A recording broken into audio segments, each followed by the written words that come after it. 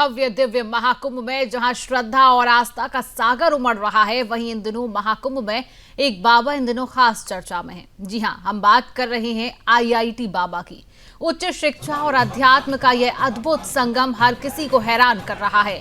कौन है ये आईआईटी बाबा? इंजीनियरिंग की दुनिया से निकलकर संन्यास का रास्ता चुनने वाले आईआईटी बाबा की कहानी क्या वाकई प्रेरणादायक है? इंजीनियरिंग की दुनिया से निकलकर संन्यास धारण करने तक के सफर को जानने के लिए हमारे ब्यूरो चीफ हरिराम मिश्रा ने आईआईटी बाबा के पिता कर्ण सिंह ग्रोवर से बात की। इस दौरान उन्होंने कहा कि उनका बेटा वापस तो नहीं आएगा, लेकिन वापस लाने की अंतिम कोशिश जरूर करना चाहते हैं। और भी क्या कुछ कहा, आप भी सुनिए। मेरी बेटी अभी कहती थी कि पापा उसे संपर्क करो, तो वो फिर धीरे धीरे वो टाइम निकलता गया। और अब भी मैं कोशिश में था, मुझे इल्म होया था कि हरिद्वार है वो, तो मैं कहा भाई उससे विजिट करते हैं। तो उसके बाद में फिर टाइम से निकल गया, तो अब वो वायरल हो गई है मीडिया के ऊपर। अब तो उसने फैसला ले। परिवार चाहता है अब वो घर वापस आ जाए, परिवार की क्या सोच है? भाई मैं तो देखो चाहता ही हूँ अभी वो घर वापस आ जाए, पर अब तो वो स्टेज उसकी निकल गई। अब तो गोपीचंद वाली वो स्टेज आ गई। उसकी माँ ये कह रही थी कि बेटे अंदर आ जा गृहस्थी में और परिवार ने संभाल ले। तो उसने कहा कि माँ सन्यासी के बाद बनने के बाद में तो यह बात बनेगी नहीं। मैसेज क्या करना चाहेंगे आप? क्योंकि इस तरह से जब परिवार आपका पता चले हमें अकेला ही बेटा है। देखो इंडिपेंडेंट तो उसकी थिंकिंग शुरू से थी। अब भाई अब भी मैंने एक वीडियो देखी थी, उसमें भी उसने ये कह रखा था कि भाई मैं ना गुरु बनाऊंगा ना चेला बनाऊंगा, मैं अपने हिसाब से ज़िंदगी जीऊँगा। तो उसने जो फैसला ले लिया तो ले लिया। हर आदमी को अपनी ज़िंदगी जीने का अधिकार है, तो प्रेशर तो उसके ऊपर मैं डाल ही नहीं सकता, क्योंकि आईआईटी कर रखी थी, 34 साल की उम्र हो गई, तो उसको प्रेशराइज करके तो आप कोई चीज़ मना नहीं सकते। अब यानी परिवार एक लास्ट ट्राई कर सकता है? ट्राई तो कोशिश तो कर लेंगे, परंतु मुझे दिल में ऐसा लगता है कि भी स्टेज पर जाने के बाद में हमारी बात मानने वाला वो है नहीं। अब ना तो मैं अब भी ट्राई हूँ, परंतु मैंने वो बिटिया से अमेरिका है, वो आजकल उससे बात करी थी, तो वो कहने लगी पापा अब तो उसके मीडिया और चारों तरफ मतलब ये है कि उससे लोग मिलने के लिए इतने हैं, और आपको ये मालूम इल्म हो जाएगा कि भाई उसके फादर भी आए हुए होंगे, तो बोले पता नहीं आपके पीछे पड़ जाएंगे और समस्या बन जाएगी आपको, और उससे मिलने भी नहीं देगा कोई। तो इस कारण ना तो मैं अब भी कोशिश में था। आप और आपकी मिसेज दोनों पढ़े लिखे हैं, कोशिश तो कर लेंगे, परंतु मुझे दिल में ऐसा लगता है कि भी स्टेज पर जाने के बाद में हमारी बात मानने वाला वो है नहीं। अब अधिवक्ता हैं आप भी? हाँ, प्रधान भी रहे हैं, तो थोड़ा सा आपके बारे में भी थोड़ा।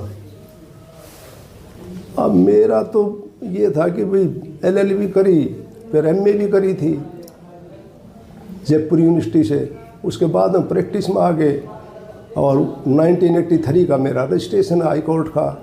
शुरू में तो 3 क्लास तो वो ये न्यूटन पब्लिक स्कूल है कोसली रोड के ऊपर, फिर 5वीं तक उसने विवेकानंद आर्य नगर में है उससे की थी। उसके बाद में लॉरेंस में चला गया था।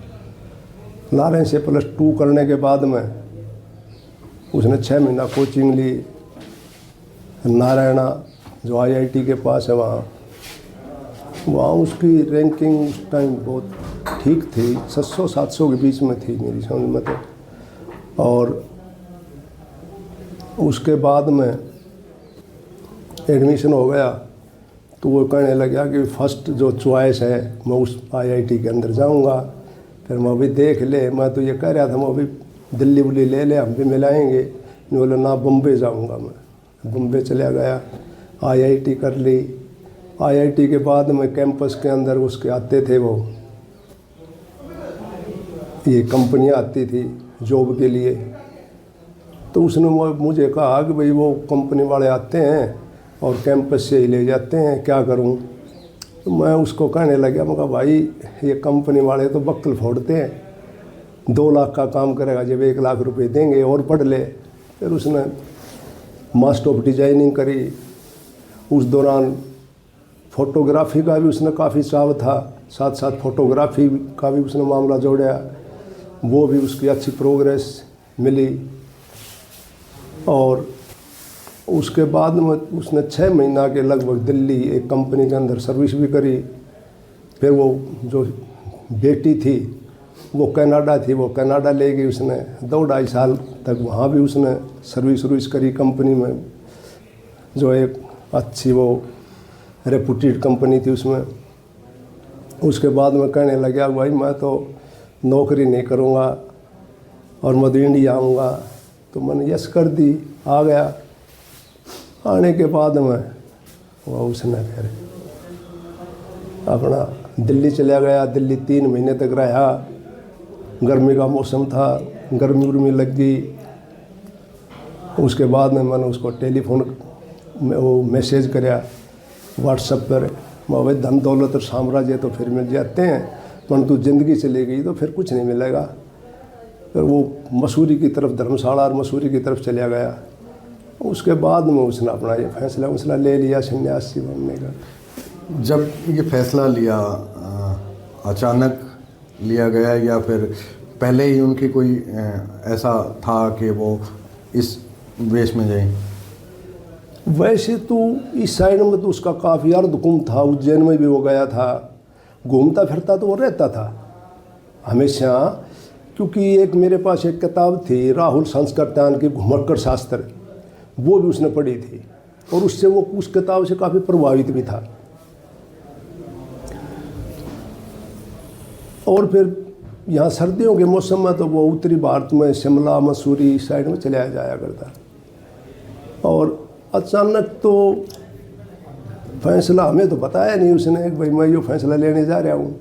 यानी सोच कह सकते हैं उनकी धार्मिक सोच थी शुरू से ही? ना, इस मामले में तो वो ठीक था, उसकी सोच तो बहुत पॉजिटिव थी शुरू से ही। फिलहाल आप संपर्क में हैं? मैं करीब 6 महीने पहले से संपर्क में हूँ, उसके बाद में नहीं है। फिर उसने ब्लॉक कर दिया कॉन्ट्रैक्ट और कुछ ये वो। मैंने कोशिश भी करी, मेरी बेटियाँ भी